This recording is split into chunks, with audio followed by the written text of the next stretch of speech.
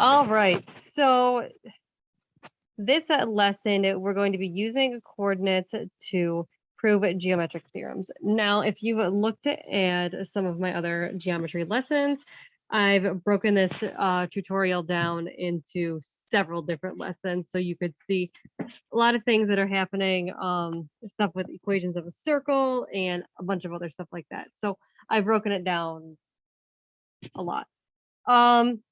Again, when I review a tutorial, I will be reviewing just the contents in it, definitions, hoping to give you a better understanding of the tutorial. And I will let you do the videos and the questions and stuff on your own. I am here to review this, and then if you looking back at my previous lessons, you can see everything broken down even more for you. So it should definitely help. So now let's get into this with the proving the geometric theorems. Okay. All right, coordinates with triangles and a couple other lessons. I've broken down like different properties of the triangles so you can see what's going on as well. Okay, so let's skip this part. And again, here's points on a triangle. And here's, okay, right here we have the distance formula for the triangle. Here's how you use the distance formula. It is a little confusing. Look back at one of my previous lessons, and I break it down very simple for you with the graph, with everything on there. So it's right there. This is just kind of an overview of it. But yeah, so the points on the triangle ABC. When you see a triangle like that in front of it, that means it's a triangle. So it's talking about the shape triangle ABC. Okay. Now the points on the triangle. All right, we have A is -1, 2. So just a brief refresher, the -1 stands for the x.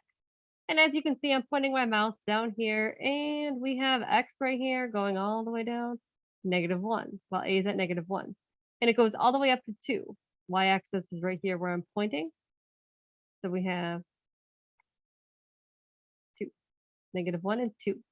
B is 0, 4, which means x is at 0, right on the line.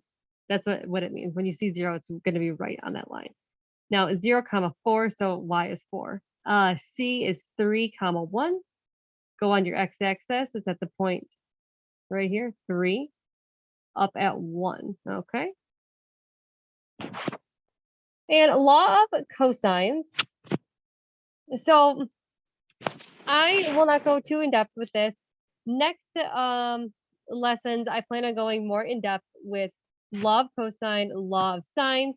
That way you get a really detailed understanding of it. However, let's backtrack real quick. Looking at this slide, here's the formulas for solving like the different lines, because you want to figure out how many units each line is on the triangle, okay? So AB ends up being the square root of 5 units, and BC is the square root of 18 units. AC is the square root of 17 units. And when you go here on our next slide, that's where it shows you right here. Here's the however many units each line segment is. And then it shows you, okay, it breaks it down, the law of sine, law of cosine, and then we have triangle sum theorem, substitution in algebra, definition of acute triangle. This is an acute triangle. Now, I'll tell you this one. An acute triangle is a triangle that has all acute angles. It does not have any angles that are obtuse or 90 degrees. Obtuse, if you recall, is anything over 90 degrees is an obtuse angle. And if you dive back to some of my previous lessons, I have a few lessons on angles and all of that fun stuff. But this triangle is an acute triangle because, as you see, there are no right angles here. And it takes it a step further where it shows us the exact measurements of each angle. So we have angle ABC, 71.55, plus angle BCA, and that's 30.96. And then our last angle is CBA. We're pretending we don't know it. So then they do the formula, they break it down. A triangle, all of the angles will add up to be 180 degrees. Well, Great. So they add up to be 180 degrees. So now what you can do if you say you don't know the other angle of it, you go 180 degrees. So we're going to add up these two and then subtract. And we get, it's about angle CAB, wow, sorry, is approximately 77.49 degrees. And that's how you would solve the missing angle for this triangle. Okay. But again, the law of cosine, law of sines, we'll dive into that in another lesson. Okay, again, I'll let you leave these questions for you to solve on your own. Coordinates with quadrilaterals. Quadrilateral, let's just backtrack real quick. Quadrilateral has 4 sides. And it's anything that has 4 sides. So it could be a square, parallelogram, trapezoid, rectangle, diamond kite. They all fall under quadrilaterals because they all have 4 sides. Now, square, 4 equal sides, rectangle, a funny way that I used to teach it to much younger kids, 2 long sides, 2 short sides equals 4 sides. Square, I would say 4 equal sides. With the parallelogram, all 4 are parallel. Means they keep going on forever and they never touch each other. Okay, you can answer the questions on your own. We'll leave these here. Slope formula. All right, we got the slope, we have given, we have, okay, so the reason. The vertices of this quadrilateral. So I'll tell you about the points and then it shows how it's solving for the slope here. And they're figuring out if 2 line segments have equal slopes, then they're parallel. So this is a parallelogram, for an example. If 2 line segments are equal, they have equal slopes, and they're parallel to each other, meaning the lines will never cross. They will continue to go on forever. So we have the vertices. A is at -1, 2. B is 3, 3. C is 8, 2. And D is 4, 1. And as you can see, their slopes are, in fact, equal to each other. So each line segment, their slopes are equal to each other here, meaning that their line segments are parallel. They're going to go on forever. Pretty cool. All right. We'll let you solve these on your own. Coordinates with a circle. If you backtrack again to some of my previous lessons, I have talked about different coordinates and stuff on circles too. So, but with that, there's not too much with coordinates of a circle.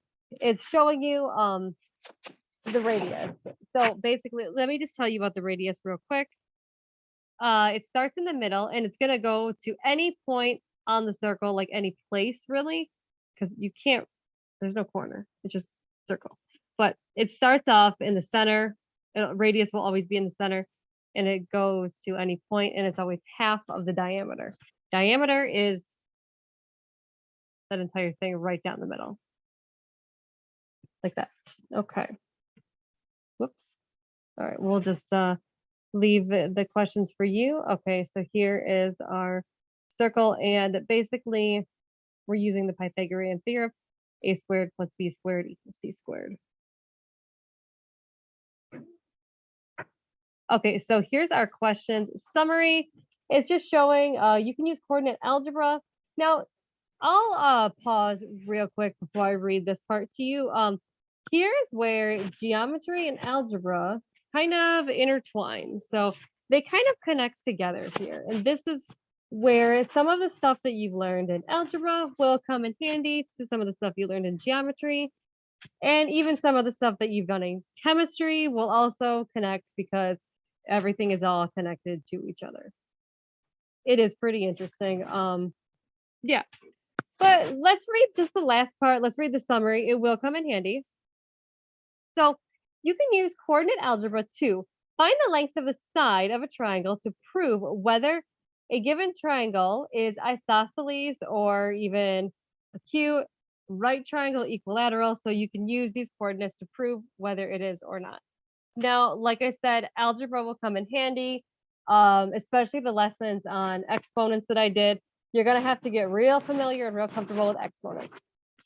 Let's see, coordinate algebra, what else? You're going to calculate the measure of the angle in a triangle to prove whether it's given triangle is acute. So like I said earlier, you calculate the measurements of the angles and you want to like prove whether it's acute, meaning that there are no right angles or obtuse angles in the triangle. They're all acute angles less than 90 degrees.